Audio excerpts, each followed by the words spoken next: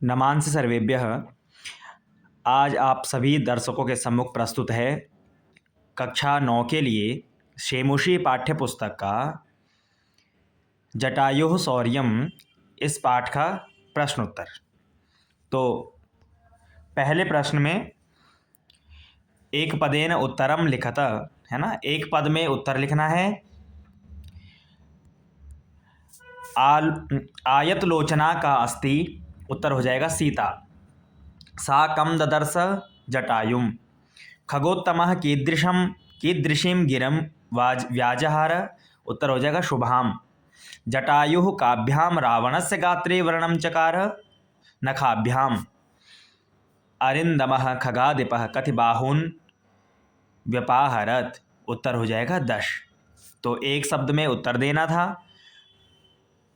आइए प्रश्न संख्या 2 की ओर चलते हैं। अधोलिखितानां प्रश्नानां उत्तराणि संस्कृत भाषया लिखत। अधोलिखित प्रश्नों के उत्तर संस्कृत भाषा में लिखने हैं और पूर्ण वाक्य में उत्तर देना है। पहला प्रश्न है, जटायु पश्य इति का वदति। जटायु देखो ऐसा कौन कहती है? तो जटायु पश्य इति सीता वदति, ये उत्तर हो जाएगा। कौन कह रहा है? सीता कह रही है। जटायु रावणम किम कथयति। तो जटायु रावणम प्रति कथयति निवर्तय मतिम नीचाम परदाराभिमर्शनात्, ये उत्तर हो जाएगा कि निवर्तय मतिम नीचाम परदाराभिमर्शनात्, दूसरे की स्त्री का हरण करने वाला जो तुम ये नीच कर्म कर रहे हो, इससे हट जाओ, इससे दूर हो जाओ। तीसरा है, क्रोधवशात् रावणः किं कर्तुम् उद्यतः अभवत्। तो क्रोधवशात् रावणः तम हन्तुम उद्यतः अभवत्, क्रोध में वो उसको मारने के लिए, जटायु को मारने के लिए उद्यत हो गया। पतगेश्वरः रावणस्य कीदृशं चापम ससरम बभंज। जटायु ने रावण के किस प्रकार के धनुष वगैरह को तोड़ दिया? तो मुक्तामणि विभूषितम, उसके जो धनुष और बाण थे वो कैसे थे? मुक्तामणि विभूषित थे, है ना। अंतिम है, जटायु केन वाम बाहुम दंसति। तो जटायु तुंडेन, है ना, वाम बाहुम दंशति, ये इसके उत्तर हो जाएंगे। यहाँ पर स्थान कम है इसलिए मैंने थोड़ा संक्षिप्त में लिख लिए हैं, परंतु आपको उत्तर ऐसे ही लिखना है जैसे जटायु केन वाम बाहुम दंसति। तो जटायु तुंडेन वाम बाहुम दंसति, केन के स्थान पे तुंडेन हो जाएगा, बाकी उत्तर वही आ जाएगा प्रश्न में जो और शब्द है। प्रश्न संख्या 3 में देखिए विद्यार्थियों, उदाहरणम अनुसृत्य णिनि प्रत्यय प्रयोगम कृत्वा पदानि रचयत। उदाहरण के अनुसार आपने णिनि का प्रयोग करके पद बनाने हैं। यहाँ पर कुछ शब्द दिए हैं, इनमें णिनि का प्रयोग करके शब्दों का निर्माण करना है। जैसे गुण शब्द में णिनि प्रयोग करेंगे तो गुणिन या गुणी। दान शब्द में णिनि प्रयोग करेंगे दानिन दानी। कवच शब्द में णिनि प्रयोग होगा तो कवचिन, है ना, और उधर बन जाएगा कवची। जैसे यहाँ पे गुणिन के बाद गुणी बना है ना। दान में णिनि दानिन का दानी, तो कवच में णिनि कवचिन और बन जाएगा कवची। इधर शर में णिनि सरिन का फिर शरी। कुशल में णिनि कुशलिन का कुशली, ऐसे।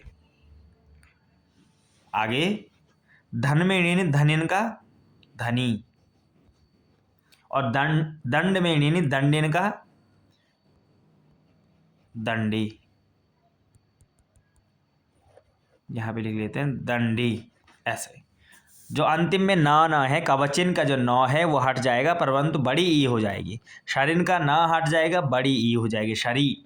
कुशलिन का ना हट जाएगा, बड़ी ई हो जाएगी कुशली, है ना, अंत्यच को वृद्धि हो जाएगी वहाँ पर। और धनिन में जो ना है तो बड़ी धनी, बड़ी की मात्रा। दंडिन में जो ना हट जाएगा तो छोटी ई के बदले बड़ी ई, दंडी। इस प्रकार से णिनि प्रत्यय का प्रयोग होता है। आइए अब आगे चलते हैं।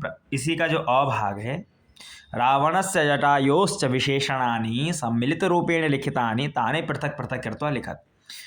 इस मंजूषा में रावण और जटायु के विशेषण लिखे हैं, विशेषण उनकी विशेषताएं लिखी हैं। आपने अलग अलग करना है, एक तरफ रावण की विशेषता, एक तरफ जटायु की। तो इन शब्दों में पहले है युवा। युवा किसका विशेषण है? रावण का। जटायु का वृद्धः। अब देख लेते हैं, रावण का ससरः, है ना, जो बाणों से सहित है। हत अश्व, जिसका अश्व मारा गया। महाबल, जो महाबली है। सरथ, रथ के साथ है। भग्न धनवा, जिसका धनुष टूट गया। कवची, जो कवच के साथ है।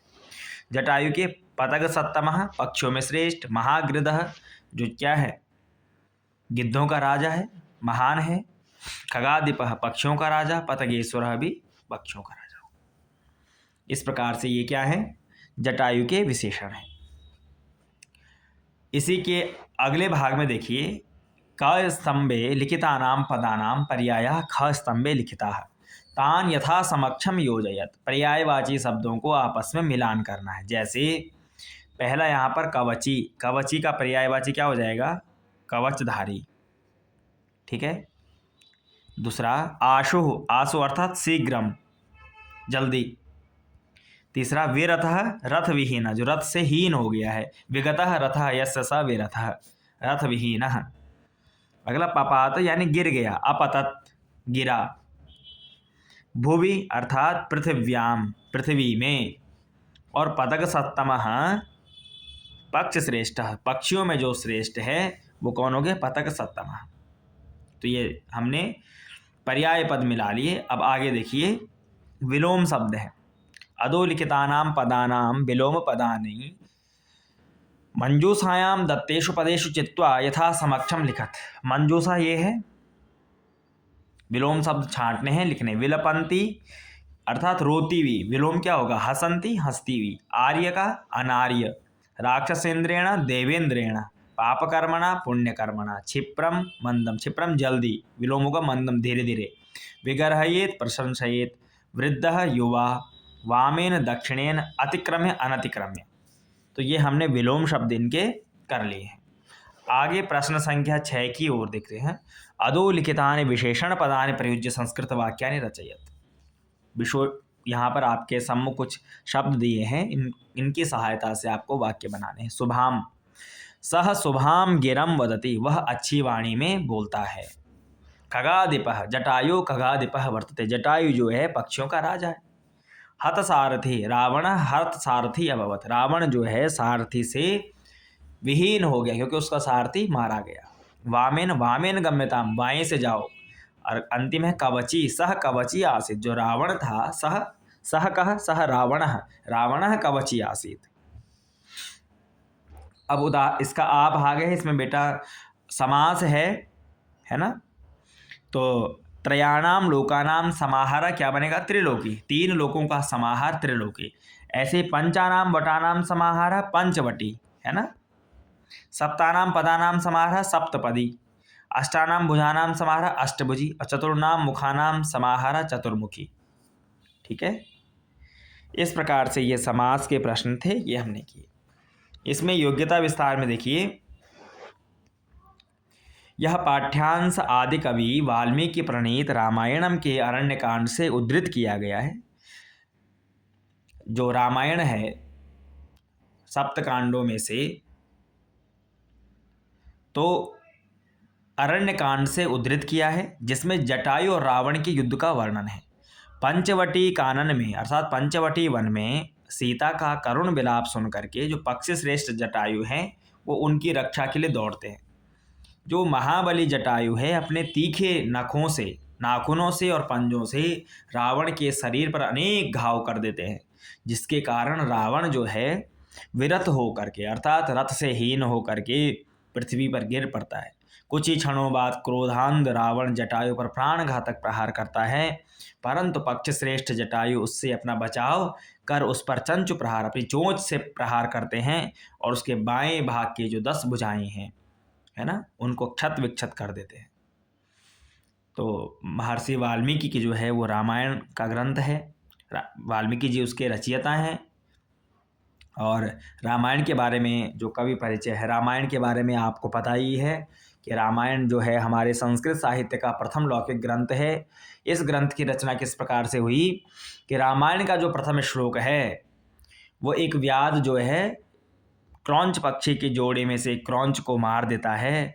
तो उस क्रौंच पक्षी के जोड़े में से एक को मार दिए जाने पर उसकी जो सहचरी थी, जो क्रौंची है, वो अपने उस मित्र के लिए, अपने उस क्रौंच पक्षी के लिए विलाप करती रहती है। तो उनकी करुण दशा देख करके वाल्मीकि जी का मन द्रवित हो गया, हृदय उनका भर आया और वह उस व्याध को, उस शिकारी को शाप दे देते हैं कि मां निषाद प्रतिष्ठाम त्वमगमः शाश्वती समा यत् क्रौंच मिथुनादिकम अवधि काम मोहितम। काम में मोहित जो क्रौंच पक्षी का जोड़ा था, तुमने उनमें से एक को मार दिया। हे निषाद, हे शिकारी, तुम अपने जीवन में कभी माँ प्रतिष्ठा, कभी प्रतिष्ठा को प्राप्त नहीं होंगे। इस प्रकार रामायण ग्रंथ का जो है प्रादुर्भाव हुआ। यह प्रथम श्लोक है, लौकिक साहित्य का प्रथम श्लोक माना जाता है। तो इसी प्रकार आप इस विषय में इसी योग्यता विस्तार में आगे भी दिया गया है, उसको पढ़ लीजिए, है ना, और रामायण के बारे में, वाल्मीकि जी के बारे में जान लीजिए। धन्यवाद।